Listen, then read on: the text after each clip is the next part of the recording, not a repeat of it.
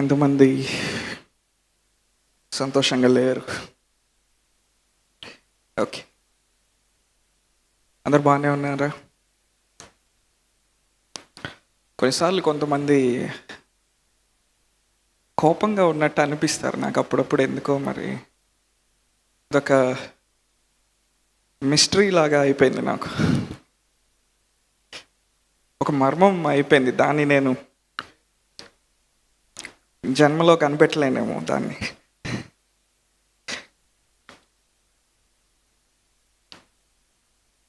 Message time వచ్చేసరికి వాళ్ళు ఒకలాగా అయిపోతూ ఉంటారు.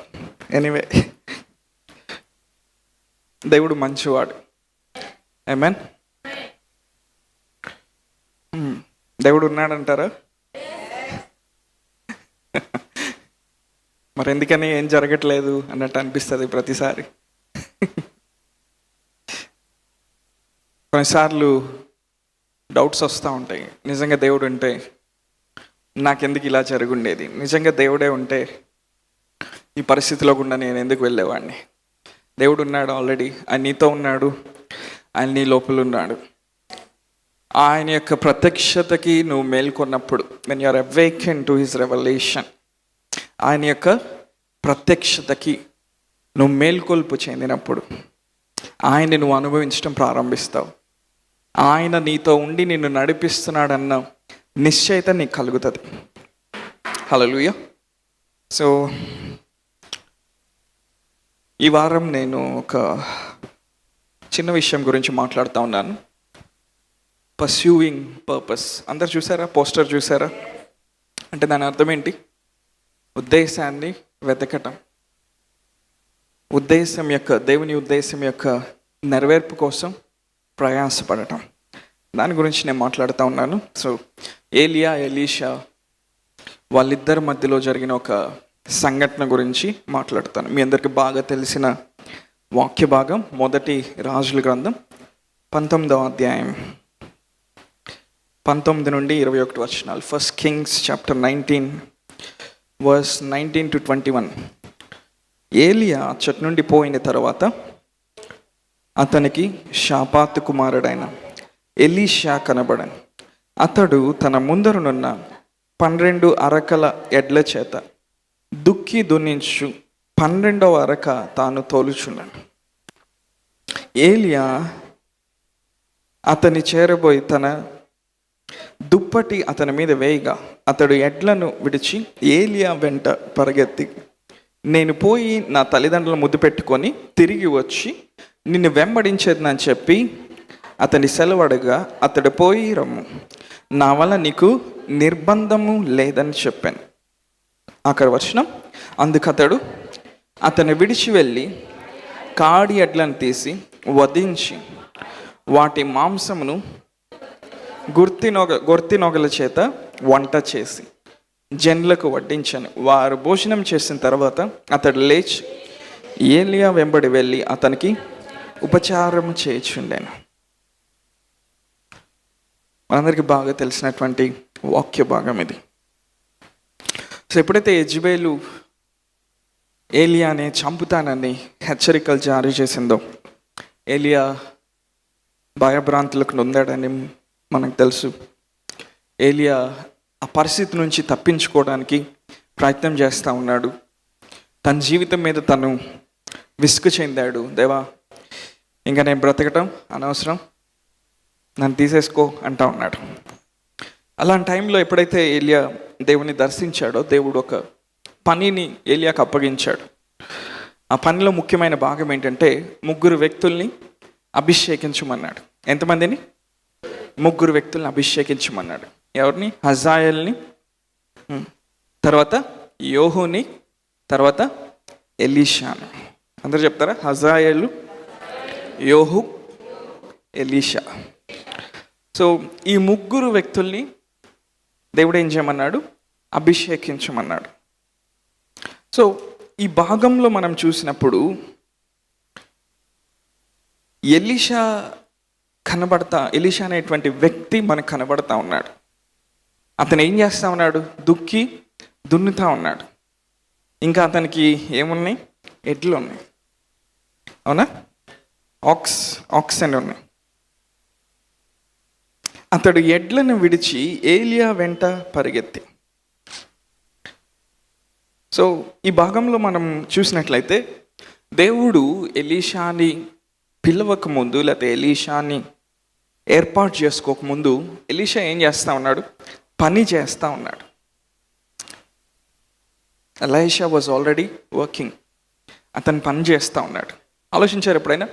బైబిల్లో దేవుడు కొంతమంది వ్యక్తుల్ని ఆయన పిలిచే ముందు, కొంతమంది వ్యక్తులకి దేవుడు అసైన్మెంట్స్ ఇచ్చే ముందు, కొన్ని పనులు జరిగించమని వాళ్ళని పిలిచే ముందు ఆ వ్యక్తుల్ని మనం చూసినప్పుడు వాళ్ళు ఏదో ఒక పనిలో నిమగ్నమై ఉన్నట్టుగా మనం చూస్తూ ఉంటాం. ఉదాహరణకి పేతురు జీవితాన్ని మనం చూసినప్పుడు యేసుప్రభువు వారు వచ్చి పేతురుని పిలిచే టైంలో పేతురు ఏం చేస్తూ ఉన్నాడు? చేపలు పడుతూ ఉన్నాడు. అవునా? ట్యాక్స్ కలెక్టర్ అయిన జక్కయ్య ఇంటికి రాబోయే ముందు, అవునా, జక్కయ్య ఏం చేస్తూ ఉన్నాడు? పన్నులు వసూలు చేస్తూ ఉన్నాడు. అంటే వాక్యంలో మనము చూసినప్పుడు, లేఖనాల్ని మనం పరిశీలన చేసి మనం చూసినప్పుడు దేవుడు పిలుచుకుంటున్నటువంటి ప్రతి వ్యక్తి కూడా ఈ భూమి మీద వాళ్ళు ఆల్రెడీ ఏదో ఒక పనిలో వాళ్ళు నిమగ్నమై ఉన్నారు. ఆమేన్. వాళ్ళు ఏం చేస్తూ ఉన్నారు? ఏదో ఒక వర్క్లో, ఏదో ఒక పనిలో వాళ్ళు చేయబెడతా ఉన్నారు, ఏదో ఒక పని చేస్తూ ఉన్నారు. సో ఈ భూమి మీద మనం ఎందుకు పని చేస్తామంటే మన పర్పస్ని ఫుల్ఫిల్ చేయడానికి, దేవుడు మనకిచ్చిన ఉద్దేశాన్ని మనం ఏం చేయాలి? నెరవేర్చాలి. కొంతమంది అంటూ ఉంటారు, రోజు ఇంట్లోనే ఉండొచ్చు కదా, ఈ జాబ్ ఎందుకు, లేకపోతే ఈ వ్యాపారం ఎందుకు, ఇంత కష్టపడటం ఎందుకు? సో దేవుడు ఈ భూమి మీద ఎవరిని కూడా ఆయన ఖాళీగా ఉండమని పెట్టలేదు. అవునా? మేబీ రిటైర్ అయిన తర్వాత ఖాళీగా ఉండొచ్చు. ఎంతమంది రిటైర్ అయిన వాళ్ళు ఉన్నారు ఇక్కడ? అఫ్కోర్స్ పోరాటాలు ఉంటాయి, స్ట్రగుల్స్ ఉంటాయి, కాదంటలేదు. బట్ మీరు ఒక ఫేజ్కి వచ్చారు, ఒక రెస్టింగ్ ఫేజ్కి వచ్చారు. కొంతమంది 30 ఏళ్ళకి 40 ఏళ్ళకే రిటైర్మెంట్ గురించి ఆలోచిస్తూ ఉంటారు. ఆఫీస్కి వెళ్ళలేక, లేకపోతే వర్క్ ప్రెషర్ తీసుకోలేక. ఇంకా సాఫ్ట్వేర్ వాళ్ళ గురించి అయితే చెప్పాల్సిన అవసరంలా, అవునా? సో ఎలీషా ఏం చేస్తూ ఉన్నాడు? దేవుడు తనని పిలిచే టైంకి దేవుడు తనకు ఒక పొజిషన్ ఆత్మీయంగా అనుగ్రహించే సమయానికి ఎలీషా ఏం చేస్తూ ఉన్నాడు? పని చేస్తూ ఉన్నాడు. సో ఏలియా ఏం చేశాడు? ఆ భాగాన్ని మనం చూద్దామా? ఏలియా 19:19 ఏలియా అతని చేరబోయి తన దుప్పటి అతని మీద వేయగా. ఎలీషా ఏం చేస్తూ ఉన్నాడు? దున్నిస్తూ ఉన్నాడు, ఎడ్లతో పని చేపిస్తూ ఉన్నాడు, ఇదంతా జరుగుతూ ఉంది. కానీ ఏలియా ఆ వైపు గుండా వెళ్తా వెళ్తా ఎలీషాను చూశాడు. ఎలీషాను చూసినప్పుడు ఏం గుర్తొచ్చి ఉంటుంది? దేవుడు మాట్లాడిన మాట గుర్తొచ్చి ఉంటుంది. ఈ వ్యక్తిని నేను అభిషేకించబోతా ఉన్నాను, నా తర్వాత ఇజ్రాయిల్ దేశం మీద ఒక మేజర్ ప్రాఫెట్గా, ఒక గొప్ప ప్రవక్తగా ఈ వ్యక్తిని నేను నియమించబోతానని ఏలియా గ్రహించుంటాడు. గ్రహించి ఏం చేస్తా ఉన్నాడు? సూచనగా ఏం చేస్తా ఉన్నాడు? ఒక దుప్పటి అతని మీద వేస్తా ఉన్నాడు. ఏలియా వచ్చి, బాబు దేవుడు నిన్ను పిలిచాడు, ఈ పని వదిలేసి రా అని చెప్పట్లా. అవునా? సరే, దానికి ఇదే ఒక దుప్పటి అనుకుందాం. ఓకే, చాలా చిన్న దుప్పటి ఇది. ఎలీషా ఏం చేస్తూ ఉన్నాడు? పని చేస్తూ ఉన్నాడు. ఆ వాక్య భాగాన్ని మనం చదివినప్పుడు తన కుటుంబాన్ని చూసుకుంటూ ఉన్నాడు. He was a responsible person. వాళ్ళ అమ్మ నాన్ని అట్లా వదిలేలా, బాధ్యత కలిగినటువంటి వాడు. ఎవరు? ఎలీషా. దేవుడు నీకు ఆత్మీయ బాధ్యతలు ఆయన అనుగ్రహించే ముందు నీవు భౌతికంగా కొన్ని బాధ్యతలు నిర్వర్తిస్తున్నావా లేదా అనేది దేవుడు చూస్తాడు. హల్లెలూయా. కొన్ని లోతైన ఆత్మీయ విషయాల్లోకి నువ్వు వెళ్ళబోయే ముందు బాహ్యంగా నువ్వు ఏ పని చేస్తున్నావు, ఎలాంటి బాధ్యతాయుతంగా నీ జీవితాన్ని నడిపించుకుంటున్నావని దేవుడు చూస్తాడు. హల్లెలూయా. ఎందుకని దేవుడు ఏది నీ చేతిలో పెట్టాలనుకున్నా, ఏది నీకు ఇవ్వాలనుకున్నా, ఆత్మ సంబంధమైందైనా భౌతికమైందైనా, ముందు నువ్వు బాధ్యతాయుతమైన వ్యక్తివా కాదా అని దేవుడు చూస్తూ ఉంటాడు. Are you a responsible person? Are you a good steward? మంచి గృహ నిర్వాహకత్వం చేసే వ్యక్తివా కాదా? సో ఇలాంటి విషయాలన్నీ మన వాక్యంలో మనం చూస్తూ ఉంటాం. సో ఏలియా వచ్చి ఏం చేశాడు? తన దుప్పటి ఎలీషా మీద వేశాడు. ఆ దుప్పటి దేనికి సూచన అంటే ఇట్స్ అ మ్యాంటిల్. అందరు చెప్తారా ఏంటది? మ్యాంటిల్. అదొక అభిషేకం. హల్లెలూయా. అది ఒక పిలుపు. ఒక పనిలోకి అడుగు పెట్టబోయే ముందు, ఒక ఆఫీస్లోకి ఎంటర్ అవ్వబోయే ముందు, ఒక ప్రొఫెటిక్ ఆఫీస్లోకి, ఒక ప్రవచనాత్మకమైన పరిచర్యలోకి నడవబోయే ముందు ఏలియా ఎలీషా మీద ఏం వేస్తా ఉన్నాడు? తన దుప్పటి వేస్తా ఉన్నాడు. It's a mantle. హల్లెలూయా. దేవుడు తన రాజ్యంలోకి మనల్ని పిలుచుకున్నప్పుడు, లోకంలో ఉన్న చీకట్లో నుండి మనల్ని బయటికి తీసుకొని వచ్చి మనల్ని పిలుచుకున్నప్పుడు ఏదో విధంగా ఆయన మనల్ని దర్శించుంటాడు. ఏదో విధంగా ఒక పిలుపుని ఆయన మనకిచ్చుంటాడు. ఆ పిలుపుని మనం ఎప్పుడైతే గ్రహించామో మనకున్న కొన్ని వాటిని మనం వదిలిపెట్టి ఆయనను వెంబడించడం మనం ప్రారంభిస్తాం. హలో, చాలామంది అడుగుతారు, మీరు దేవుని చూసారా? మీరు దేవుని చూసారా? ఆయన మీ ఇంట్లోకి వచ్చాడా? ఆయన వైట్ డ్రెస్ వేసుకున్నాడా? ఆయన కనపడ్డా? ఎంతమంది దేవుని చూసిన వాళ్ళు ఉన్నారు ఇక్కడ? లేరా? కానీ మనం ఎలా నమ్ముతా ఉన్నాం? ఎప్పుడైతే మనకి వెలిగింపు అనుగ్రహించబడిందో, ఎప్పుడైతే మనం మేల్కొల్పు చెందామో, మన అంతరంగంలో మనకి తెలుసు ఆయన మన దేవుడు, ఆయన మనల్ని పిలుచుకున్నాడని మనకి తెలుసు. హల్లెలూయా.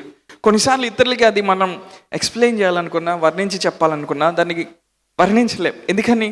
ప్రకృతి సంబంధమైన మనస్సు దాన్ని గ్రహించలేదు. ఎంతమంది రక్షించబడిన వాళ్ళు ఉన్నారు ఇక్కడ? ఎంతమంది దేవుని కుమారులు కుమార్తెలు ఉన్నారు ఇక్కడ? మనమందరం ఆశ్రయించబడిన వారం. హల్లెలూయా. మన పరిస్థితులు ఎలా ఉన్నా, మన జీవితం ఎలా ఉన్నా, మనం ఈరోజు ఏ సమస్యలతో పోరాడుతూ ఉన్నా, మనం ఆయన రక్తం చేత కడగబడిన వారం, ఆయన చేత ఆయన ఆత్మ చేత ముద్రించబడిన వారం, ఆయన చేత మనము ఆశ్రయించబడిన వారం. హల్లెలూయా. ఇప్పుడు ఏలియా ఆరోహణం అవబోతూ ఉన్నాడు, వెళ్ళిపోబోతూ ఉన్నాడు ఏలియా. కానీ తన స్థానంలోకి ఏం చేయమన్నాడు? దేవుడు ముగ్గురిని అభిషేకించమన్నాడు. అందులో ఎలీషా అనేటువంటి వ్యక్తి ఏం చేయబోతా ఉన్నాడు? ఏలియా స్థానంలో ఇజ్రాయెల్ మీద ప్రవక్తగా ఉండబోతూ ఉన్నాడు. అది చాలా పెద్ద బాధ్యత. It's not an ordinary job. ఒక సాధారణమైన పని కాదు. ఇంకో మాటలో చెప్పాలంటే ఈవెన్ ఒక దేశానికి ప్రెసిడెంట్గా, ప్రైమ్ మినిస్టర్గా ఉండటం కంటే ఇంకా గొప్ప బాధ్యత అది. హల్లెలూయా. ఎందుకని? ఏలియా ఇజ్రాయేలు మీద ప్రవక్త. హల్లెలూయా. ఏలియా ఎవరి మీద ప్రవక్త? ఇజ్రాయేలు దేశం మీద ప్రవక్త. He was a prophet over that nation. ఏలియా ఉన్న టైంలో దేవుడు ఇజ్రాయెల్ దేశంలో ఏదైనా చేయాలంటే ఏలియా was the first authorized channel. అవునా? ఏదన్నా దేవుడు ఆ టైంలో ఇజ్రాయెల్ ప్రజలకి ఏలియా ఉన్న సమయంలో, ఏలియా ఉన్న దినాల్లో చేయాలంటే దేవుడు ఎవరి ద్వారా చేసేవాడు? ఏలియా ద్వారా చేశాడు. ఎందుకంటే ఏలియా ఆత్మీయంగా ప్రయాణం చేసి ఆత్మలో ఒక స్థానానికి వచ్చాడు. హల్లెలూయా.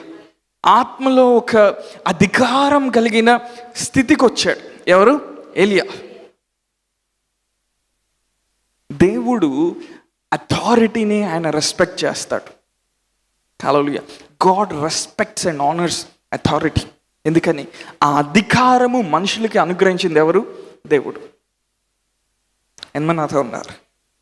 సో ఇప్పుడు ఏలియా ఏం చేస్తున్నాడు? వచ్చి దుప్పటి వేశాడు, వచ్చి మ్యాంటిల్ వేశాడు, వచ్చి అనాయింటింగ్ని ఇస్తూ ఉన్నాడు, ఒక ఇంపార్టేషన్ ఇస్తూ ఉన్నాడు, ఒక గ్రేస్ని, ఒక కృపని పాస్ చేస్తూ ఉన్నాడు. ఇప్పుడు ఎలీషా ఏం చేయాలి? ఆ బాధ్యతలోకి, ఆ అభిషేకంలోకి నడవాలి. అందరూ హల్లెలూయా చెప్తారు ఒకసారి. ఎలీషా ఇప్పుడు ఏం చేయాలి? ఆ బాధ్యతలోకి నడవాలి. దేవుడు మనలందరినీ పిలుచుకున్నాడు, మనలందరినీ ఆయన రక్షించుకున్నాడు, మనలందరినీ ఆయన రక్తంతో కడిగాడు, మనలందరినీ తన పరిశుద్ధాత్మ అభిషేకంతో నింపి ఆయన ఏం చేశాడు? నా రాజ్యాన్ని కట్టండి అని మనల్ని పిలిచాడు. ఆయన ఒక మర్మం చెప్పమంటారా? ఇంత గొప్ప దేవుని రాజ్యం మానవ మాతృలైన మన చేతుల ద్వారా కట్టబడుతుంది. హల్లెలూయా. ఎందుకని దేవుడు మనల్ని అట్లా పిలిచాడు. చాలామంది అంటూ ఉంటారు కదా, నా వల్ల ఏం జరుగుతుందండి, నా వల్ల ఏమవుతుందండి, నేను చెప్తే ఎవరు మారుతారండి. లేదు, నీ చేతులు it will build the Kingdom of God. అంత అథారిటీని దేవుడు నీ లోపల ఇన్వెస్ట్ చేశాడు.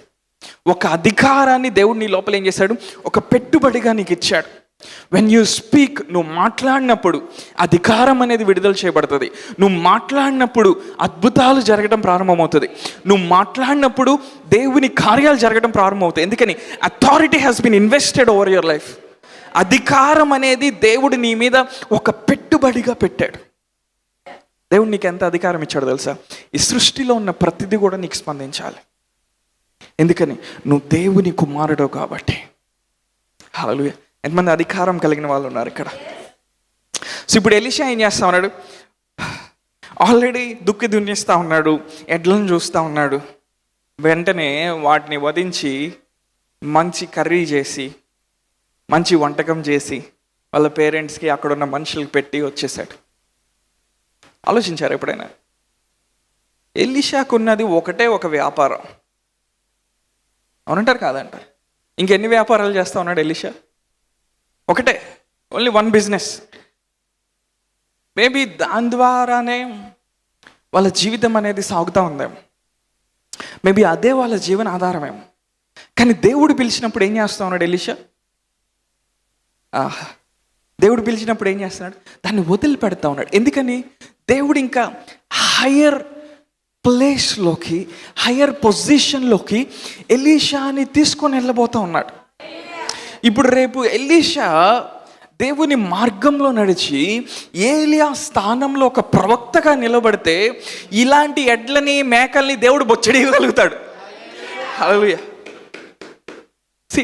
దేవుడు కొన్ని వాటిలోకి మనల్ని పిలిచే ముందు కొన్నిసార్లు మనకి గ్రహింపవదు. ఇది వదిలేస్తే ఎట్లా, ఇది నా జీవన ఆధారం కదా, ఇది లేకపోతే మా తల్లిదండ్రులు ఎట్లా పోషించబడతారని ఎలీషా అనుకొని ఉండొచ్చు. But God has a bigger plan. Hallelujah. ఇప్పుడు ఆ ప్రణాళికకి ఎలీషా ఏం చేయాలి? ఒప్పుకోవాలి, అంగీకరించాలి. వెంటనే ఎలీషా ఏం చేశాడు?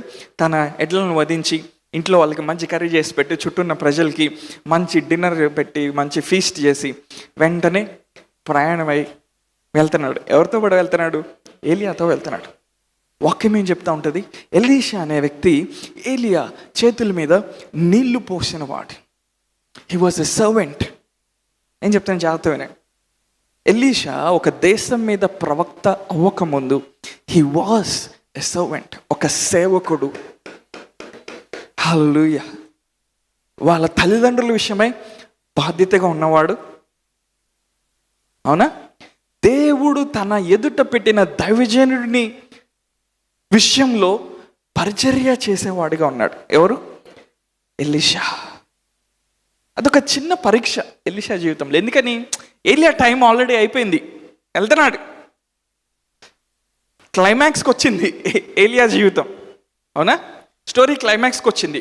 వెళ్ళిపోతాడు కొన్ని రోజుల్లో. ఏలియా పరలోకానికి వెళ్ళిపోతాడు, ఆరోహణమై వెళ్ళిపోతాడు. ఇప్పుడు దేవుడు ఏం చూస్తూ ఉన్నాడు? ఎలీషా యొక్క హృదయాన్ని ఆయన చూస్తూ ఉన్నాడు.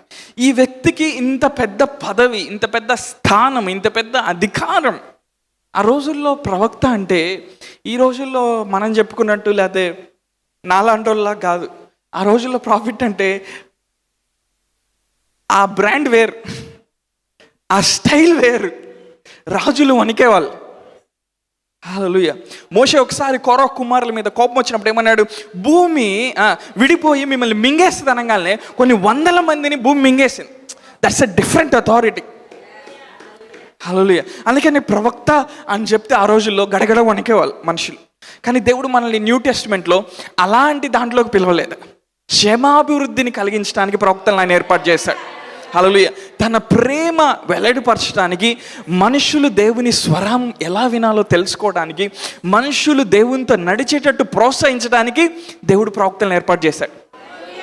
హల్లెలూయా. ఈ రెండింటి మధ్యలో ఉన్న డిస్టింక్షన్ని చూస్తూ ఉన్నారా? వ్యత్యాసాన్ని చూస్తూ ఉన్నారా? ఇప్పుడు ఎలీషా హృదయాన్ని దేవుడు చూస్తూ ఉన్నాడు. వ్యక్తి నీళ్లు పోస్తాడా లేదా, ఈ వ్యక్తి సర్వ్ చేస్తాడా లేదా. యేసుప్రభు వారు అంత గొప్ప వ్యక్తి అవటానికి ఒక కారణం ఏంటో తెలుసా? He was a servant. Hallelujah. ఆయన ఏమన్నాడు? నేను పరిచర్య చేయించుకోవడానికి రాలేదు, కానీ పరిచర్య సేవ చేయటానికి వచ్చాను. He served people. ఏం చేశాడు? మనుషులకి సేవ చేశాడు. కుష్ఠరోగులను ఆయన బాగు చేశాడు. గుడ్డివారి యొక్క కళ్ళు తెరిశాడు. కుంటి వారిని ఆయన వాళ్ళకి మళ్ళీ నడకనిచ్చాడు. మూగవారికి మళ్ళీ మాటలు వచ్చేటట్టు చేశాడు. రక్తస్రావం గల స్త్రీని ఆయన స్వస్థత కలిగేటట్టు చేశాడు. హల్లెలూయా. ఆ వ్యభిచారంలో పట్టబడిన స్త్రీ, ఆమె రాళ్ళతో కొట్టబడి చంపబడబోయే ముందు యేసుప్రభువు వారు ఏం చేస్తాను? ఆమె దగ్గరికి వెళ్ళి ఆమెతో మాట్లాడుతూ ఉన్నాడు. He came to serve. Hallelujah. జక్కయ్య జీవితాన్ని మార్చే ముందు, జక్కయ్య మారక ముందే యేసుప్రభువు వారు ఏం చేస్తున్నాడు? ఆయన ఇంట్లోకి ప్రవేశించి ఆయనతో మాట్లాడుతూ ఉన్నాడు. అక్కడున్న వ్యభిచారులతో, పరిసయ్యులతో, దొంగలతో, శాస్త్రులతో, అందరితో ఆయన మాట్లాడుతూ ఉన్నాడు. ఎందుకని? ఆయన ముందు సేవ చేయడానికి వచ్చాడు. హల్లెలూయా. ఆయన సేవ చేసి తండ్రి అయిన దేవుని ఎదుట, అవునా, ఆ హృదయం కలిగిన వాడిగా ఉన్నప్పుడు ఇప్పుడు తండ్రి అయిన దేవుడు ఏం చేశాడు? యేసుప్రభువు వారిని అన్ని నామముల కన్నా పైనామంగా ఆయన హెచ్చించడం మొదలుపెట్టాడు. హల్లెలూయా. ఎన్న నాతో ఉన్నారు? ఇప్పుడు ఎలీషా ఏం చేయాలి? ఆ బాధ్యతలోకి నడవాలి. ఎలీషా, నీ తల్లిదండ్రుల్ని వదిలిపెట్టావు, ఓకే. ఎలీషా, నీకున్న వ్యాపారాన్ని, ఎడ్లని వదిలిపెట్టావు, okay. But you have an assignment, you have a responsibility. నీకు ఒక బాధ్యత ఉంది ఎలీషా. ఇజ్రాయేల్ మీద ప్రవక్తగా అవటం అంటే సాధారణమైన విషయం కాదు. ఇజ్రాయేల్ మీద ప్రవక్తగా అయ్యామంటే ఎప్పుడు చచ్చిపోతావో నీకే తెలియదు. ఏ రోజు ఏ ప్రమాదం నిన్ను ముంచుకొని వస్తుందో తెలియదు. ఏ రాజు ఎప్పుడు నీ మీద దాడి చేసి చంపేయాలని చూస్తాడో నీకు తెలియదు. ఆ పొజిషన్లోకి నువ్వు వెళ్ళబోయే ముందు, ఎలీషా, నేను నీ హృదయాన్ని చూడాలనుకుంటున్నాను. హల్లెలూయా. ఒకసారి వాక్యంలోకి వెళ్దాం. కొన్ని అధ్యాయాలు ముందుకెళ్దామా? 2 రాజులు 2వ అధ్యాయంలోకి వెళ్దాం. 2 రాజుల గ్రంథం 2వ అధ్యాయం మొదట కొన్ని వచనాలు చూద్దామా? యెహోవా సుడిగాలి చేత ఏలియాను ఆకాశంనకు ఆరోహణం చేయింపబో కాలంన ఏలియాయు ఎలీషాయు కుడి గిల్గాల్ నుండి వెలుచుండగా, ఏలియా, యెహోవా నన్ను బేతేలుకు పొమ్మని సెలవిచ్చాడు గనుక నీవు దయచేసి ఇక్కడ నుండుమని ఎలీషాతో అన్నాను. ఎలీషా, యెహోవా జీవం తోడు, నీ జీవం తోడు, నేను నిన్ను విడువనని చెప్పగా వారిద్దరును బేతేలుకు ప్రయాణం చేసిరి.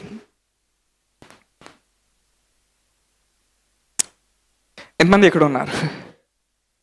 ఏలియా ఆరోహణము చేయింపబోవు కాలంన, he was about to be taken up. నేను చెప్తున్నాను, చాలా జాగ్రత్త వినండి. ఇదొక ఇంపార్టేషన్. ఇది ఏలియా వెళ్ళిపోబోతా ఉన్నాడు, ఆరోహణం అవ్వబోతా ఉన్నాడు. ఒక సుడిగాలి వచ్చి ఏలియాని తీసుకొని వెళ్ళబోతా ఉంది. ఇప్పుడు ఏలియా తనకివ్వబడిన బాధ్యతని, తనకివ్వబడిన అభిషేకాన్ని, తనకివ్వబడిన కృపని ఇంకొక వ్యక్తి మీదకి పంపించాలి. మీరు వాక్యంలో చదివినట్లయితే ఆ రోజుల్లో సన్స్ ఆఫ్ ద ప్రాఫిట్స్ అని ఉండేవాళ్ళు, ప్రవక్తల శిష్యులు అనేవాళ్ళు, లేకపోతే ప్రవక్తల కుమారులు అనేవాళ్ళు. వీళ్ళు ప్రతి పట్టణంలో ఉండేవాళ్ళు. వీళ్ళందరికంటే ఎలీషా క్వాలిఫై చేయబడ్డాడు ఏలియా ఒక స్థానాన్ని తీసుకోవడానికి. వీళ్ళందరూ ప్రాఫిట్స్ కాదా? వీళ్ళందరూ కూడా మంచి ప్రాఫిట్స్. ఎందుకని? వాళ్ళల్లో అనేక మందిని ఏలియా ట్రైన్ చేశాడు. ఏలియా ట్రైన్ చేశాడంటే, ఏలియా ప్రవక్తలకి తర్ఫీదు ఇచ్చాడంటే, ఏలియా మీద ఉన్న ఆత్మ వారిలో ఉండి ఉంటుంది. హలో, ఎంతమంది నాతో ఉన్నారు? ఏలియా ప్రవక్తలకి తర్ఫీదు ఇచ్చాడంటే, ప్రొఫెటిక్ స్కూల్స్లో బోధించి వాళ్ళని ట్రైనప్ చేశారంటే, the spirit of Elijah might have rested upon them. ఏలియా మీద ఉన్న ఆత్మ, ఏలియా మీద ఉన్న అనాయింటింగ్ని వాళ్ళు కూడా చూసించాడు. కానీ దేవుని ప్రణాళిక ఎవరి మీదకి వచ్చింది? ఎలీషా మీదకి వచ్చింది. హల్లెలూయా. మేబీ ఏ విషయంలో దేవునికి అంత అంగీకారం అనిపించిందో, లేదా దేవుడు ఏం చూసి ఎలీషాని క్వాలిఫై చేశాడో మనకు తెలియదు. అక్కడ చాలామంది ఉన్నారు. దేవుడు మనల్ని పిలిచినప్పుడు కూడా లోకంలో చాలామంది ఉన్నారు. ధనికులు చాలామంది ఉన్నారు, ఐశ్వర్యవంతులు చాలామంది ఉన్నారు, పొజిషన్స్లో ఉండే వాళ్ళు చాలామంది ఉన్నారు. కానీ వాళ్ళందరికీ మించి భిన్నంగా దేవుడు తన రాజ్యంలో మనం రాయబారులుగా ఉండటానికి ఆయన మనల్ని ఏర్పాటు చేసుకున్నాడు. అది గొప్ప విషయం. హల్లెలూయా. దేవుడు ఇప్పుడు ఎలీషాని ఏర్పాటు చేసుకున్నాడు. It was a time of testing. ఒక పరీక్ష సమయం. ఎవరికి? ఎలీషాకి. ఎందుకంటే ఏలియా ఏం చెప్తున్నాడో ఎవరికి అర్థం కాదు, ఏలియా ఏం చేయబోతున్నాడో ఎవరికి అర్థం కాదు. కానీ ఒకటి తెలుసు, ఏలియా ఆరోహణం అవ్వబోతున్నాడో అందరికీ తెలుసు. ఎరికోలో ఉన్న వాళ్ళకి తెలుసు, యోర్దాన్ దగ్గర ఉన్న వాళ్ళకి తెలుసు, గిల్గాల్ దగ్గర ఉన్న వాళ్ళకి తెలుసు, ప్రవక్తల శిష్యులు అందరికీ తెలుసు. కానీ ఏలియా ఎందుకు కొన్ని చేస్తాడో, ఏం మాట్లాడతాడో ఎవరికి అర్థం కాదు. ఇప్పుడు ఏలియా ఎలీషా గిల్గాల్ దగ్గర ఉన్నారు. నేను ఇక్కడ నుండి బేతేల్కి వెళ్ళబోతాను అంటున్నాడు. ఎక్కడికంట? బేతేల్కి వెళ్ళబోతా అంటున్నాడు. ఎలీషాతో ఏమంటున్నాడంటే, ఎలీషా నువ్వు ఇక్కడే ఉండు అంటున్నాడు.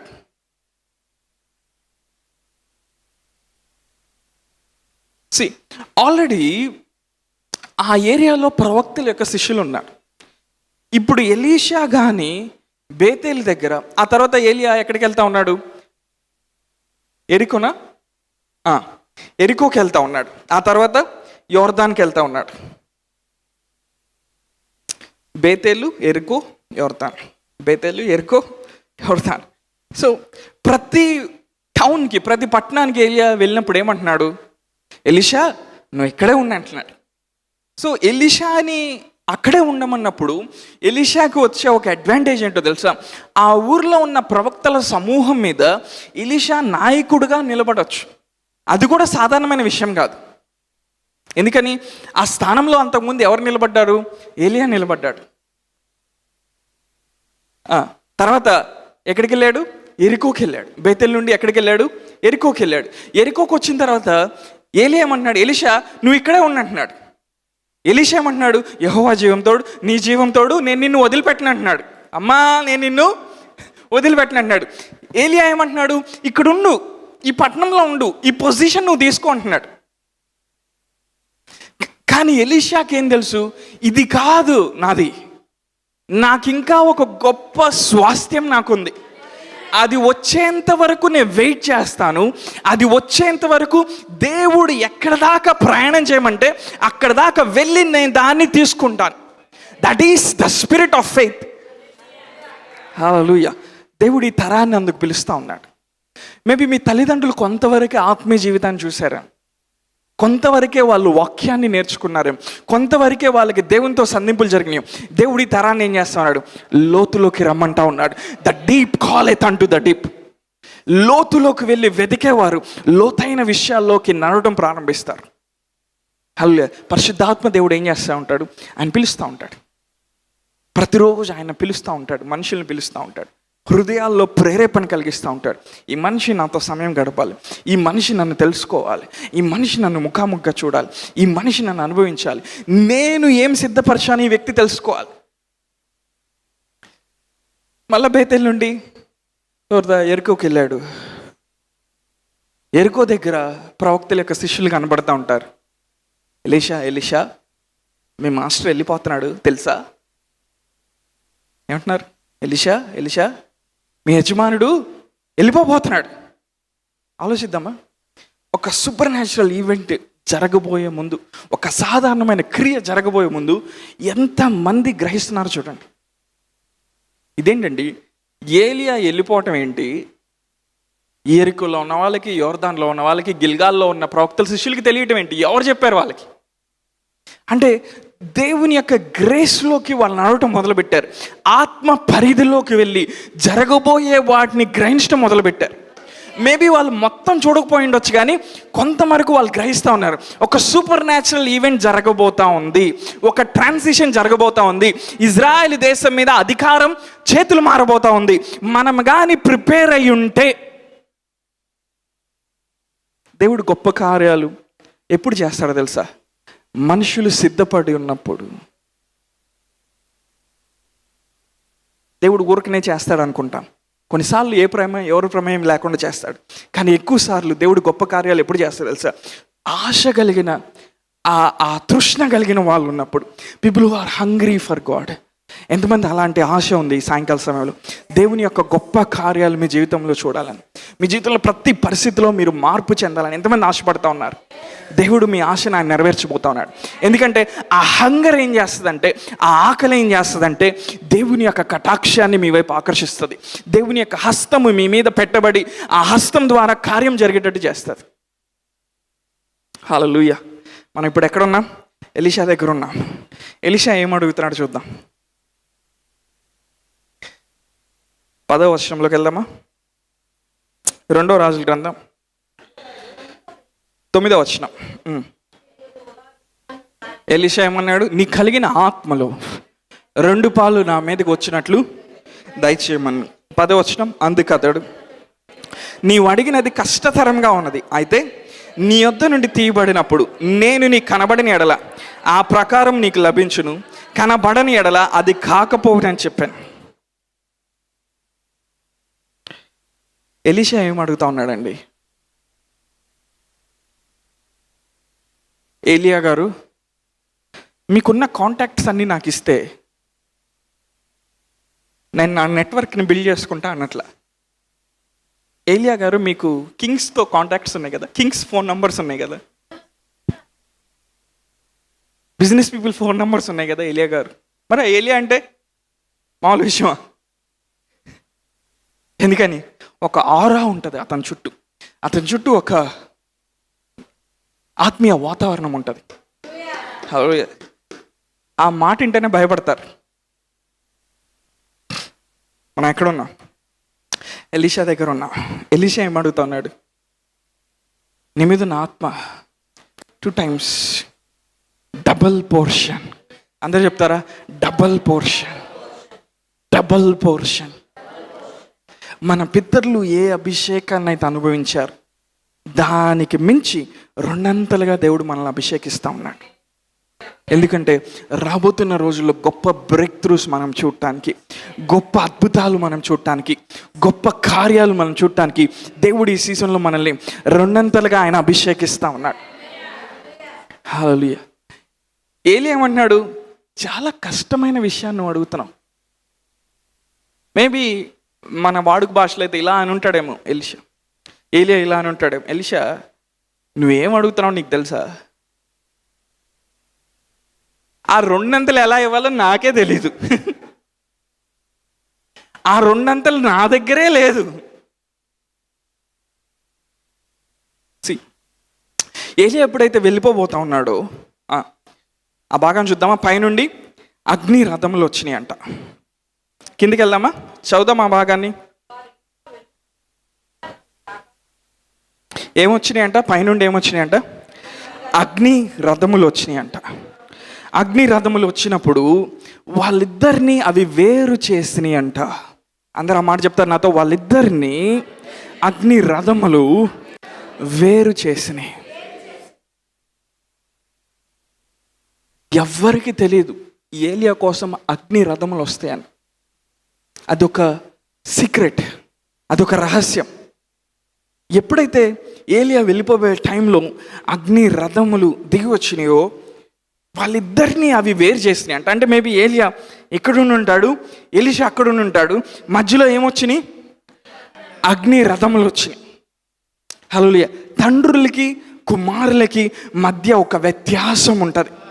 ఆ వ్యత్యాసాన్ని పెట్టింది ఎవరంటే దేవుడే.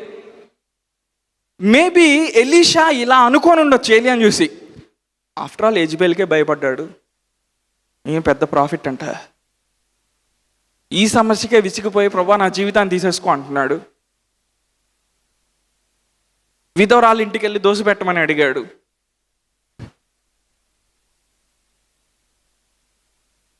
ఏలియా ఏమంటున్నాడు? నేను వెళ్ళిపోయేటప్పుడు if you can see me when I'm going. అంటే ఏలియా విజిబుల్ రెల్మ్లో నుండి ఇన్విజిబుల్ రెల్మ్లోకి ఒక డైమెన్షన్లోకి వెళ్ళబోతూ ఉన్నాడు. ఆ డైమెన్షన్ చూడటానికి ప్రవక్తల శిష్యులకు కానీ ప్రవక్తల కుమారులకు కానీ లైసెన్స్ ఇవ్వబడలేదు. ఎందుకని? ఈవెన్ వాళ్ళు కూడా యోర్దాను అవతలే ఉన్నారు. కేవలం ఏలియా ఎలీషా మాత్రమే యోర్దాన్ని దాటి వచ్చి ఒక ప్రాంతంలో నిలబడి ఉన్నారు. సంభాషణ జరుగుతూ ఉన్నాయి. అకస్మాత్తుగా ఏమొచ్చినాయి? అగ్ని రథములు వచ్చినాయి. ఏలియా ఎలీషా ఇద్దరు వేరు చేయబడ్డారు. జాగ్రత్త వినండి, నేను చెప్తానని. ఎలీషా, అరే ఈ అగ్ని రథములు భలే ఉన్నాయే, నేను ఎప్పుడు ఫైర్ని చూడలేదే, నేను ఎప్పుడు ఏంజల్స్ని ఈ లెవెల్లో చూడలేదే, ఇదేంటి ఈ రథం భలే ఉంది, దీని చక్రాలు భలే ఉంది అని దాన్ని చూస్తే ఆగిపోలా. ఏలియా ఏమన్నాడు? నువ్వు అగ్ని రథములు చూస్తే నువ్వు పొందుకుంటావనలా, నేను వెళ్ళిపోయేటప్పుడు నన్ను చూడగలిగితే. హల్లెలూయా. దేవుడు సాధారణంగా ప్రతి విశ్వాస జీవితంలో ఒక దైవజనుని పెడతాడు. He places a man of God as an authorized channel for the voice of God to flow into his life. ప్రతి వ్యక్తి జీవితంలో, ప్రతి విశ్వాస జీవితంలో దేవుడు ఒక దైవజనుని పెడతాడు. ఈ వ్యక్తి కానీ ఆ దైవజనులో ఆత్మీయంగా ఏముందో చూడగలిగితే తన లైఫ్ చేంజ్ అయిపోతే. హల్లెలూయా. ఏలియాలో ఏముందండి చూడటానికి చెప్పండి? విధురాల దగ్గరికి వెళ్ళి దోశ అడుగుతున్నాడు. ఏముంది ఏలియాలో? యెజబెలు భయపెడితే పారిపోతున్నాడు, కొండల్లో లోయల్లో పడి పారిపోతూ ఉన్నాడు. ఇప్పుడు అందరికీ ఏం కనపడతాయి? ఏలియా యొక్క బలహీనతలు కనపడతాయి. దైవజనుడికి బాగా దగ్గర నడుస్తాయి. మీకు పాస్టర్ గారు అంటే ఇష్టం అనుకో, సరే పాస్టర్ గారు వద్దులే, నన్ను పెట్టుకుంటారు అంటే నేను కూడా ఇష్టమే ఉంటుందిలే, కొంచెం ఎంతో కొంత ఇష్టం లేకపోయినా పర్లేదు. Okay okay. రోజు నన్ను చూస్తూ ఉన్నారు, రోజు నాతో మాట్లాడుతూ ఉన్నారు. కొన్ని రోజులు అయిన తర్వాత ఏమొస్తుంది? నేను ఎప్పుడు కోపడతానో, అవునా, ఎప్పుడు చిరాకు పడతాను, ఏది ఎక్కడ సరిగ్గా చేయను, నాకెక్కడ జ్ఞానం లేదో, ఎక్కడ తెలివి తక్కువ ప్రవర్తించాను, అది మాత్రమే కనపడుతుంది. అంతకుమించి ఏం స్పెషాలిటీ ఉండదు. అందరు సర్ప్రైజ్గా చూస్తూ ఉన్నారు. ఎలీషాకి ఏలియా గురించి అన్నీ తెలుసు అని మనసులో అనుకున్నాడు, వీడు పారిపోయి వచ్చి ఉంటాడు. కానీ సారీ, ఎందుకంటే నేను ఒక ప్లేస్కి రావాలి, అది ఈయన ద్వారా జరిగింది కాబట్టి అనుకోకూడదు, క్షమించి ప్రభా అనుకొని ఉంటాడు.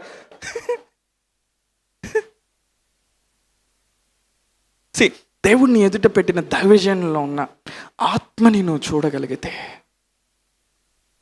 ఏలియా బలహీనుడే, ఏలియా బలహీనుడే. He was a weak man. యాకోబు పత్రికలో ఏలియా మన వంటి స్వభావం కలిగిన మనుషుడే, మనలాంటి బలహీనతలు కలిగిన వాడే, మనలాగా పడిపోయినోడే, మనలాగా లేచి క్షమాపణ అడిగి మళ్ళా దేవునిలోకి వచ్చినోడే, మరలా సరి చేసుకొని బాగైనోడే. He was just a normal and a natural man like us. కానీ ఏలియా ఏమంటున్నాడు? నేను వెళ్ళిపోవటం అనేది అందరికీ మరుగు చేయబడింది. If you can see me, ఆ టైంలో నువ్వు నన్ను చూడగలిగితే, ఆ టైంలో నా మీద ఏముందో నువ్వు గ్రహించగలిగితే. ఎప్పుడైతే ఏలియా వెళ్ళిపోతున్నప్పుడు ఆ అగ్ని రథముల్ని దాటి చూడటం మొదలుపెట్టాడు. ఎలీషా ఏమన్నాడు? నా తండ్రి ఇజ్రాయెల్ యొక్క రథమును రౌతులను నువ్వే అన్నాడు. The chariot and the horsemen of Israel. మారో సేకతల అంటే అక్కడ ఏం జరుగుతూ ఉందంటే, అప్పటి వరకు ఎలీషాకు కూడా తెలియదు. ప్రవక్తల శిష్యులు అందరూ ఏమనుకుంటున్నారు? మనలాంటి మనిషే అప్పుడప్పుడు ప్రాఫెసీ చెప్తాడు అనుకుంటున్నారు. కానీ ఏలియా లోపల దేవుడు ఏం పెట్టాడో ఇజ్రాయెల్లో ఎవరికి తెలియదు. ఎందుకంటే ఏలియా మాట్లాడినప్పుడు వర్షం పడకుండా 3.5 సంవత్సరాలు ఆగిపోయింది. మరలా మాట్లాడినప్పుడు వాతావరణం స్పందించడం మొదలుపెట్టింది. ఏలియా భూభాగ ప్రాంతాల్లో అడుగుపెట్టినప్పుడు ఆ ప్రాంతాలు వణికి ఆ ప్రజలు మారటం మొదలుపెట్టేవాళ్ళు. ఏలియా ఎదురుగా 800 మంది బయలు ప్రవక్తలు నిలబడినప్పుడు వాళ్ళని దాటి యెహోవా దేవుడని రుజువు చేశాడు. He carries something in his spirit beyond his weakness. తన బలహీనతలకు మించి హీ క్యారీస్ సంథింగ్. దేవుడు మీకు ఇచ్చిన దైవజనులు కూడా అంతే, వాళ్ళలో చాలా బలహీనతలు ఉంటాయి, కొన్నిసార్లు మీకంటే ఎక్కువ ఉండొచ్చు. బట్ అథారిటీ అనేది హెవెన్ నుండి వచ్చింది. We are elected by grace. దేవుడు కొన్ని ఎందుకు చేస్తాడో ఎవరికి తెలియదు, కొంతమందిని ఎందుకు ఏర్పాటు చేసుకుంటాడో తెలియదు. కానీ పౌలు ఏమంటాడు? ఆ ఏర్పాటు ఆయన కృప ద్వారా జరుగుతుంది. హల్లెలూయా. సాధారణంగా చర్చ్కి వచ్చి దైవజనుడిని చూసి ఒక 2 సంవత్సరాలు, మేబీ ఒక 6 నెలలు చూశారనుకో దైవజన్ని, అది ఏదో చదువుతాడు, సండే వస్తాడు, ఏదో చదువుతాడు, చాలాసార్లు నువ్వు ప్రార్థన చేసే వాటికి దేవుడు దైవజన్ ద్వారా జవాబిస్తాడు తెలుసా. ఆ దైవజన్ ఏం చెప్తున్నాడో కూడా తెలియదు. పలానా వాళ్ళకి ప్రాబ్లం ఉందని ఇక్కడ పేపర్లో రాసుకొని వచ్చి దీనికి ఆన్సర్ ఇది చెప్పాలని వాళ్ళు చెప్పరు ఎప్పుడు. ఎందుకని దేవుని యొక్క అథారిటీని దేవుడు వాళ్ళ మీద పెట్టాడు. ఆ అధికారాన్ని నువ్వు గ్రహించగలిగినప్పుడు, వాళ్ళలో ఆత్మీయంగా దేవుడు ఏం పెట్టాడో నువ్వు గ్రహించగలిగినప్పుడు నీ life long super natural break throughs చూస్తావు. హల్లెలూయా. ఏలియా వర్షం పడమంటే పడింది. మళ్ళా షోమ్రోన్లో కరువు ఉన్నప్పుడు ఎలీషా ఏమన్నాడు, నా మాట చొప్పున రేపు సాయంత్రానికి ఈ టైంకి దేశం అంతా ఆచరించబడబోతుంది అన్నాడు. హల్లెలూయా. ఏలియా ఎప్పుడైతే ఆరోహణమై వెళ్తా ఆ దుప్పటిని వదిలేశాడు, ఆ టైంలో అగ్ని రథములు దాటి ఎలీషా ఏం చూస్తా ఉన్నాడు, ఏలియా వైపు చూస్తూ ఉన్నాడు. ఇజ్రాయేల్కి ఇంత ఆర్మీ ఉన్నా, ఇజ్రాయేల్లో ఇంతమంది యుద్ధ వీరులున్నా, ఇజ్రాయెల్లో ఇంతమంది వ్యాపారస్తులున్నా, ఇజ్రాయేల్కి నిజమైన army one man, that is Elijah. ఈ లెవెల్ అథారిటీ ఉందా ఏలియాకని ఆ రోజు గ్రహించాడు ఎలీషా. వెంటనే ఏలియా దుప్పటి తీసుకొని వెళ్ళి ఆ యొర్దాను నీళ్ళ మీద కొట్టగానే,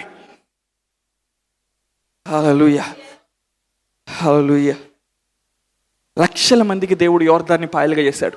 కానీ ఏలియా ఎలీషా జీవితానికి వచ్చినప్పుడు వాళ్ళ ఒక్కళ్ళ కోసం దేవుడు యొర్దాన్ని పాయలుగా చేశాడు. Because they carry A grace that is beyond human realm.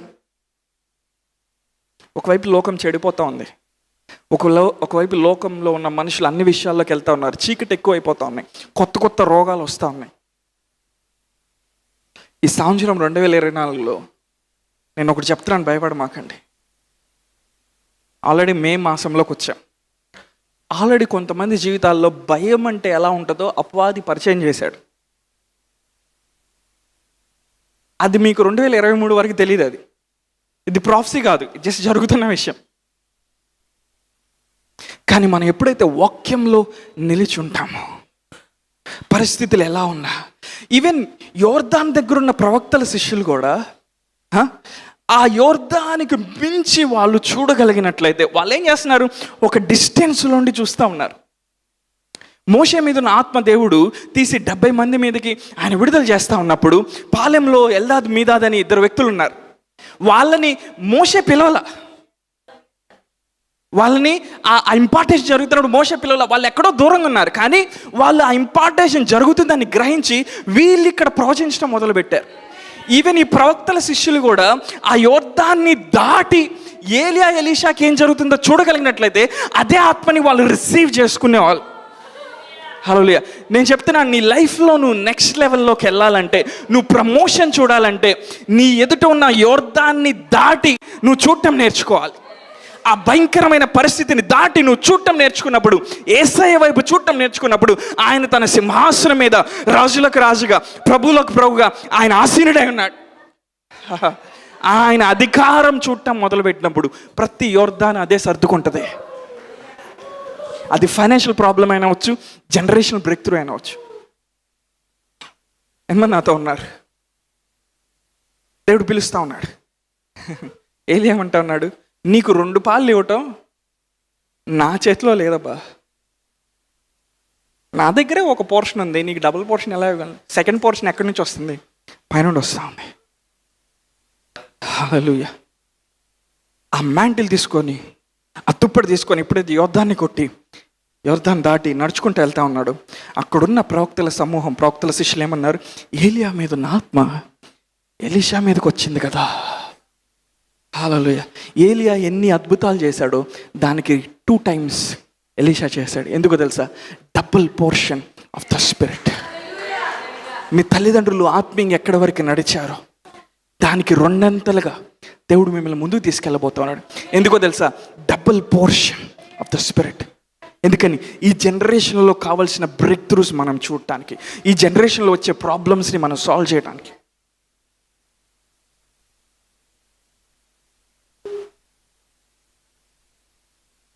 ఒకప్పుడు ఇప్పుడు మనం చూస్తున్న సమస్యలు లేవు. ఇప్పుడు బయట మార్కెట్కి వెళ్ళి ఏదైనా కొనుక్కోవాలన్నా దాని గురించి చాలా వీడియోస్ వచ్చేస్తాయి. ఇది తింటే ఇది జరుగుతుంది, ఇది తింటే ఇది అవుతుంది, ఈ అట్టికాయల్లో ఈ కెమికల్ వాడుతున్నారు, ఈ పుచ్చకాయలో ఈ కెమికల్ వాడుతున్నారు. అవునా? ఇప్పుడు అంతా ఏమైపోతున్నాయి? కల్తీ అయిపోతున్నాయి. కొత్త కొత్త రోగాలు పరిచయం అవుతా ఉన్నాయి. కానీ దేవుడు మనకేమిచ్చాడు? డబుల్ పోర్షన్ ఆఫ్ అనాయింటింగ్ ఇచ్చాడు. ఈ జనరేషన్లో వచ్చే ప్రతి సమస్యను మనం విరగొట్టడానికి, ప్రతి వ్యాధిని మనం దాటి రావడానికి. హల్లెలూయా. నువ్వు చూడాలి, నీ తల్లిదండ్రులు ఎక్కడి దాకా ప్రయాణం చేస్తారు ఆత్మీయంగా, దాన్ని దాటి చూడటం మొదలు పెట్టాలి. ఈరోజు నీ శాలరీని దాటి చూడటం నువ్వు మొదలు పెట్టాలి. దేవుణ్ణి నువ్వు ఆధారంగా చేసుకొని మొదలు పెట్టాలి. ఎందుకంటే వాక్యం ఏం చెప్తుందంటే, promotion doesn't come from east or west or north or south, promotion comes from the Lord. హెచ్చింపు అనేది తూర్పు పడమర ఉత్తర దక్షిణం నుంచి రాదంట, దేవుని దగ్గర నుంచి వస్తుందంట. నీ ప్రమోషన్ ఎక్కడి నుంచి వస్తుంది? నువ్వు వెతుకుతా ఉంటే ఆయన్ని, ఆయన వాక్కుని వెంబడిస్తూ ఉంటే, ఆయన ఆత్మ నడిపింపులో నువ్వు వెళ్తూ ఉంటే దేవుని దగ్గర నుండి నీకు ప్రమోషన్ వస్తుందంట. గొప్ప విషయం ఏంటో తెలుసా? దేవుడు నిన్ను ప్రమోట్ చేసినప్పుడు ఈ భూమి మీద ఎవడు నిన్ను దించలేడు. నిన్ను నువ్వు ప్రమోట్ చేసుకున్నప్పుడు కొన్ని రోజులు ఆగి నువ్వే దిగిపోతావు. You need to wait for the time of promotion. Hallelujah. కొన్నిసార్లు నీ స్పిరిచువల్ లైఫ్, నీ కెరియర్ కనెక్ట్ అయి ఉంటుంది. కొన్నిసార్లు నీ ఆత్మీయ జీవితం, నీ జాబ్ కనెక్ట్ అయి ఉంటుంది. ఎప్పుడైతే నువ్వు స్పిరిచువల్గా గ్రో అవుతావో జాబ్లో ఆటోమేటిక్గా నీ ప్రమోషన్స్ చేయడం మొదలు పెడతావు. నీకు అర్థం కాదు ఎందుకు ఇది జరుగుతుందని.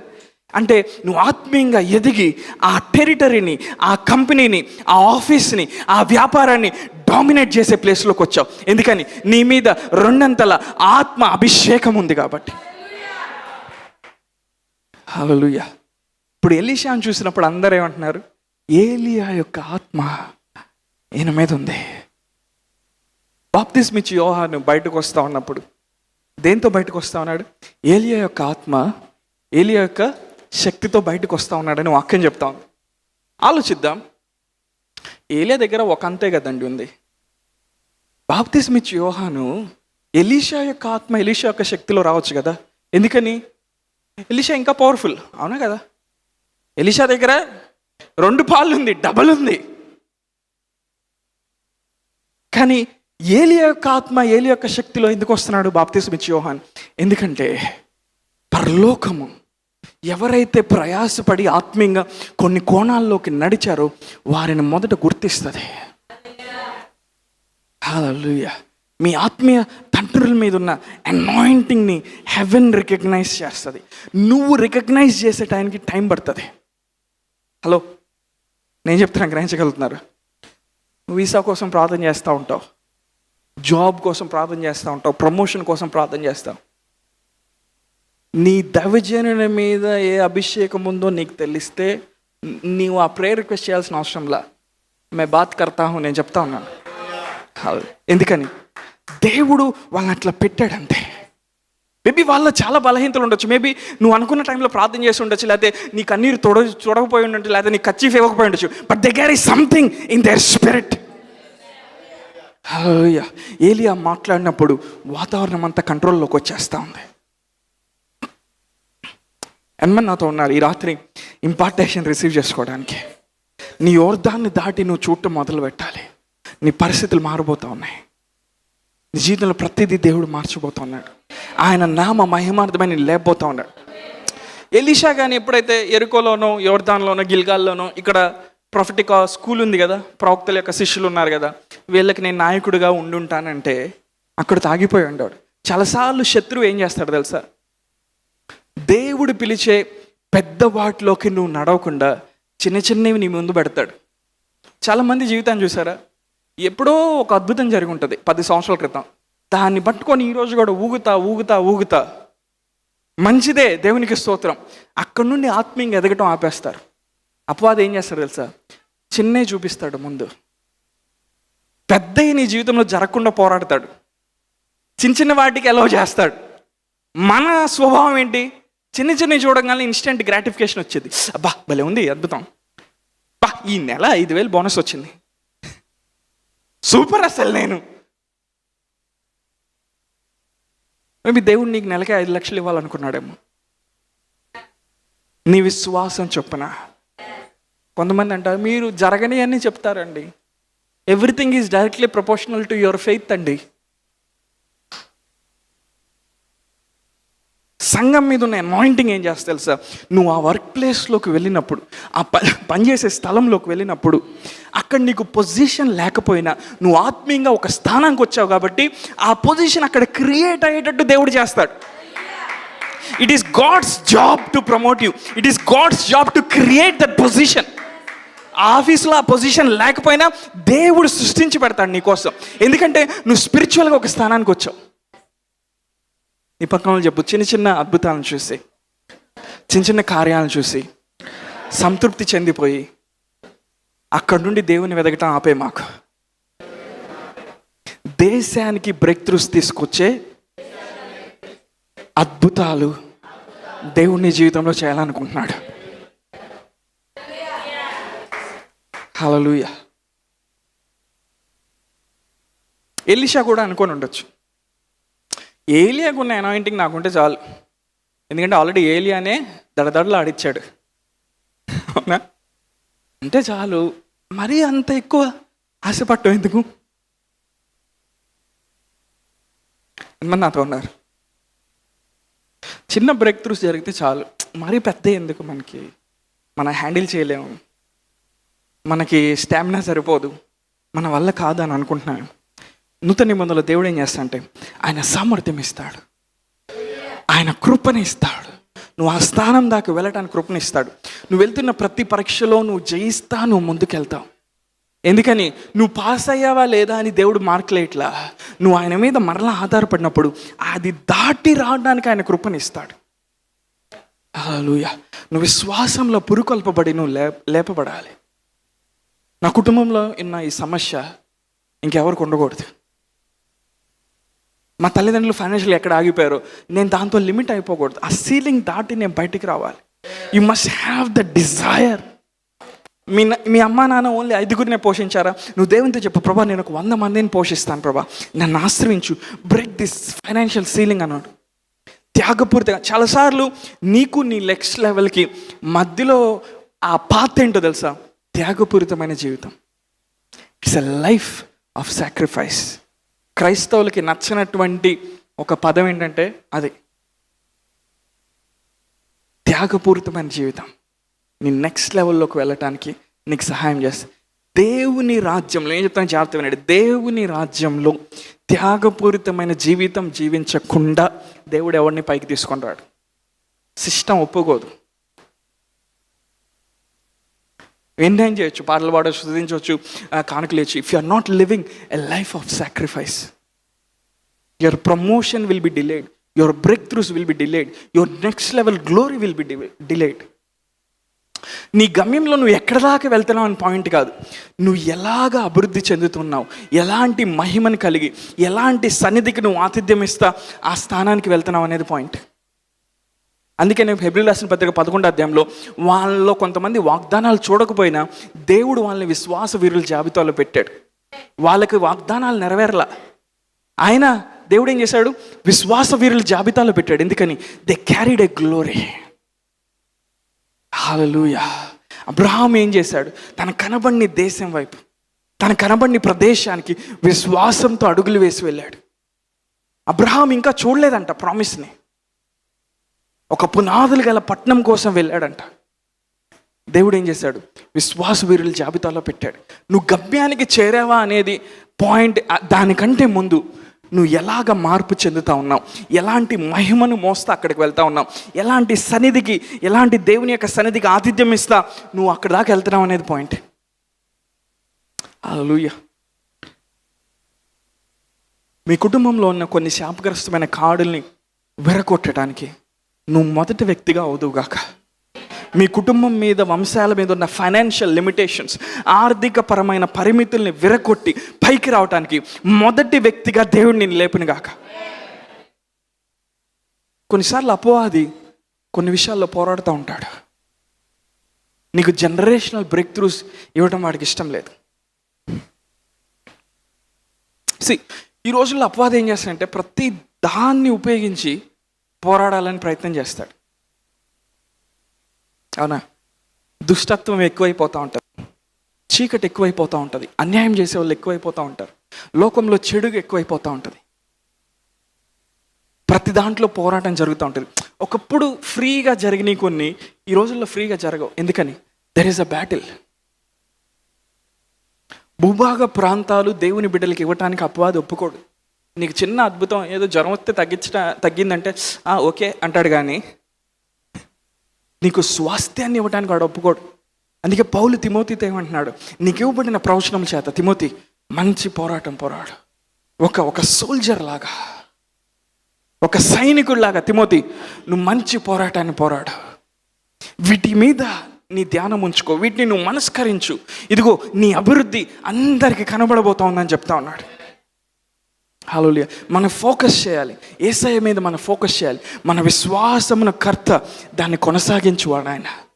ఆయన్ని చూసే కొంది నీకు బలం వచ్చేస్తూ ఉంటుంది, పరిస్థితులు దాటి వచ్చేస్తూ ఉంటావు, నువ్వు విజయాన్ని సాధించడం మొదలు పెడతావు. నీ జీవితంలో ఎలాంటి విశ్వాస పోరాటంలో కూడా నువ్వు వెళ్తా ఉన్నా, ఈరోజు దేవుడు ఏమంటా ఉన్నాడంటే నీ యోర్దాన్ని దాటి చూడటం నేర్చుకో. ఆ జాబ్ రావట్లేదా, దాన్ని దాటి దాంట్లోకి వెళ్తానంటే చూడటం నేర్చుకో. విశ్వాసం ద్వారా నీ విశ్వాసం అధికం అవ్వాలంటే వాక్యం చేత పోషింపబడు, మెసేజెస్ విను, నీ స్పిరిట్ని ఫిల్ చేసుకో. అప్పుడు 2 అంచుల ఖడ్గాన్ని విడుదల చేయి. ప్రతి యోర్దాన్ని అది ఛేదించడం మొదలు పెడుతుంది. ప్రతి యోర్దాన్ని, ప్రతి ఎర్ర సముద్రాన్ని అది పాయలు చేయటం మొదలు పెడుతుంది. నీకు దారిని క్రియేట్ చేయటం మొదలు పెడుతుంది. హల్లెలూయా.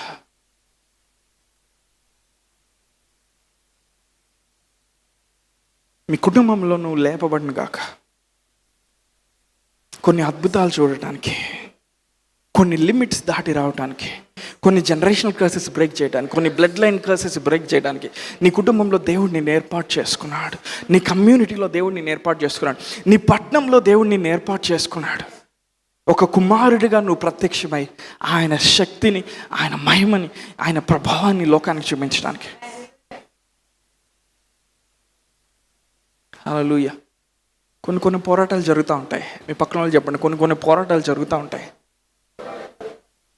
నువ్వు నిర్ణయం తీసుకోవాలి, దాన్ని నేను జయిస్తాను, దాన్ని నేను దాటి వస్తాను. నువ్వు ఎప్పుడైతే నిర్ణయం తీసుకుంటావో పరలోకం నీ పక్షంగా కదలటం మొదలు పెడతావు. నువ్వు ఎప్పుడైతే నిర్ణయం తీసుకోవో పరిస్థితులన్నీ నువ్వు వచ్చిన స్థితిలోకి వెళ్ళిపోతాయి.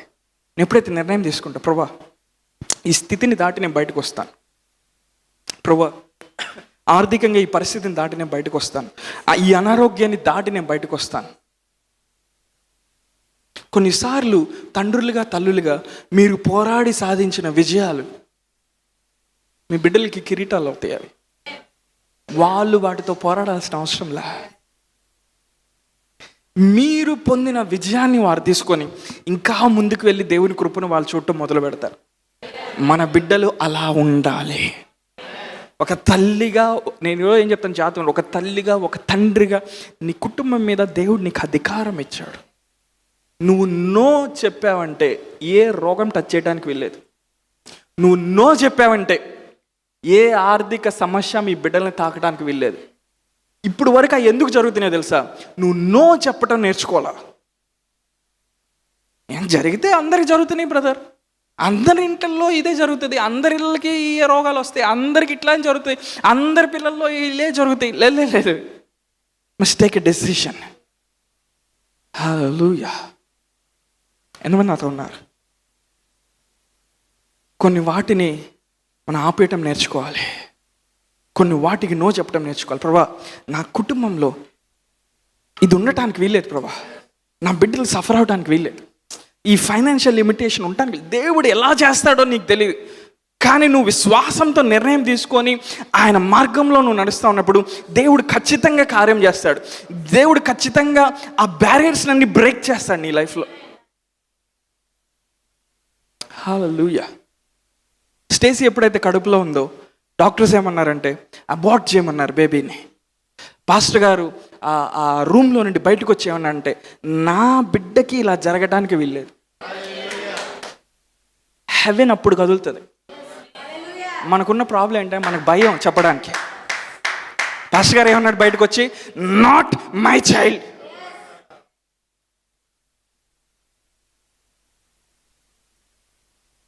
మావాడు 8th monthలో ఉన్నప్పుడు మా ఆవిడికి డాక్టర్స్ చెప్పారు, హిమోగ్లోబిన్లో, ఆల్ఫా చైన్లో, బీటా చైన్లో వాల్యూస్ సరిగ్గా లేవు. ఆ హాస్పిటల్లో ఆల్రెడీ ఆ రక్త సంబంధమైన రోగాలు వచ్చిన పిల్లలు చాలామంది ఉన్నారు. వెంటనే నా బ్లడ్ శాంపిల్ తీసి టెస్టింగ్ పంపించారు. మేబీ అది జరగవచ్చు, జరగకపోవచ్చు. వాళ్ళు చెప్పినవన్నీ నా మైండ్లో ఎక్కగానే 3 రోజులు నాకు నిద్ర పట్ల. ఓరి నాయన, ఎందుకంటే సైన్స్ స్టూడెంట్ కాబట్టి అవన్నీ నాకు తెలుసు. ఆ రోగాలు ఇట్లా వస్తే ఎలా ఉంటుంది, ఎలా వస్తుంది. ఒకరోజు ఇట్లానే ఉపవాసం ప్రార్థన చేశాను. ఒక రాత్రి ఒక దైవజనుడు నా దగ్గరకు వచ్చాడు. అని వచ్చి అన్నాడు, దశ నా తల మీద చేయబెట్టి ప్రార్థన చేశాడు. హల్లెలూయా. నేనేమన్నాను? Not my child. డాక్టర్స్ ఏమంటున్నారు? వాళ్ళు పెద్ద హాస్పిటల్, పెద్ద డాక్టర్స్ ఏమన్నారు? మీ వాడికి జరగచ్చు, ఆల్రెడీ ఈ కేసులు వచ్చినాయి హాస్పిటల్లో, నీ బ్లడ్ తొందరగా టెస్ట్ చేయంటున్నారు. నేనేమన్నాను విశ్వాసంతో? నా కుటుంబంలో ఇది జరగడానికి వెళ్ళలేదు. నువ్వు చెప్పాలి. నువ్వు లెగిసి చెప్పిన రోజు పరలోకం నీ వైపున కదలటం నువ్వు చూస్తావు. నా బిడ్డలకి ఈ రోగం రాకూడదు, నా బిడ్డలు ఈ ఫైనాన్షియల్ ప్రాబ్లంలో ఉండకూడదు. వాళ్ళు ఎందులో కాలు పెట్టినా దేవుడు యెహోషువకి చెప్పినట్టు వాళ్ళు అడుగు పెట్టిన ప్రతి స్థలము దేవుడు వారికి ఇవ్వాలని నువ్వు ప్రార్థన చేయి. It is by the spirit of faith. అపవాది ఏం చేస్తాడు తెలుసా? భయపెట్టాలని ప్రయత్నం చేస్తాడు. కానీ నువ్వేం చేయాలి? జీవాహారాన్ని భుజించు. వాక్యాన్ని విను, విడుదల చేయి, ఆత్మలో ప్రార్థన చేయి. పరిశుద్ధాత్మ నీకు ఒక మాట ఇస్తాడు, దాన్ని పట్టుకో. ఆయన నీకు ఒక రెవల్యూషన్ ఇస్తాడు, దాన్ని పట్టుకో. అది నీ లైఫ్లో నెక్స్ట్ లెవెల్ ప్రమోషన్ తీసుకొని వస్తుంది. హల్లెలూయా. ఎవరైతే వాక్యాన్ని గ్రహించారో, ఎవరైతే వాక్యాన్ని రిసీవ్ చేసుకున్నారో, ఈ వాక్యంలో అనాయింటింగ్ రిసీవ్ చేసుకున్నారో, మీ ఆఫీసులో ప్రమోషన్స్ చూడటం ఇక నుంచి మీకు పెద్ద కష్టం కాబోదు. హల్లెలూయా. మీ బిడ్డల జీవితంలో దేవుని కార్యాలు చూడటం, దేవుని ఆశీర్వాదం చూడటం మీకు కష్టం కాబోదు. ఎందుకంటే something has entered into your spirit. కళ్ళు మూసుకుందామా మీరు ఎక్కడున్నా కానీ?